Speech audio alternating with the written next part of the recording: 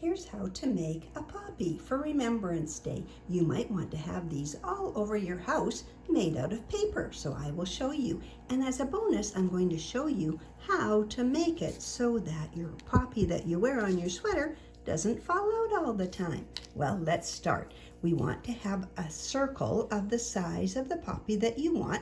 You place it sort of in the corner, but not so close.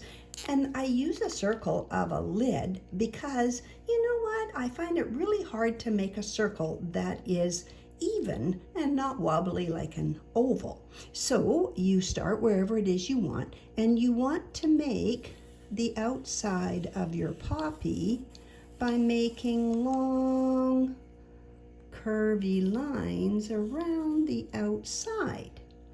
See? And we didn't use a pencil or anything, we just drew it that way. Then we're going to do the same thing with something the size of a loonie. You could use a glue stick too, but I thought a loonie would be easier to show you. So you do the same thing for the center of your poppy, and you want to make sure that you do not do it like zigzag. Some people want to do it this way, and they think that they go, well, that is not what a poppy looks like, and it's way too hard to cut it out. Then you cut out your two pieces, and after you have them cut out, you know what, I think I'll just show you how to make it, and then we can cut it out later on. You continue cutting it out, and you cut out your centerpiece.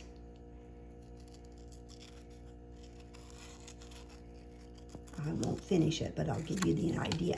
Then you either take your glue and put glue on the back there and then glue it right in the middle, and then either draw a circle with this, or just take your scissors and go around, turn your paper as you go, and you'll get sort of a circle if you turn carefully. And if it's not perfect, that's okay. And then, after you've glued that one on, you can glue this one on. And then you have a poppy, and you can make lots of them. Now, if you want to make it so that your poppy can turn, you take and poke a hole in the center. Careful, you don't poke through your finger. Poke it carefully with the end of your scissors. Poke it carefully through the middle of your middle piece. Poke it carefully through the center, the middle of your bigger piece.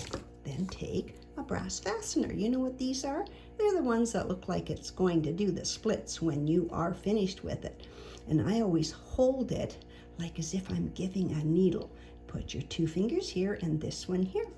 You poke this part through the first hole of the black one you made. You poke this one through the center of this, and I know I haven't finished cutting it out, but I wanted to show you what it looks like. And you poke this one through here. Then you turn it over, and you have your little brass fastener do the splits this way. And then you can turn it to the way that you want when it's all cut out.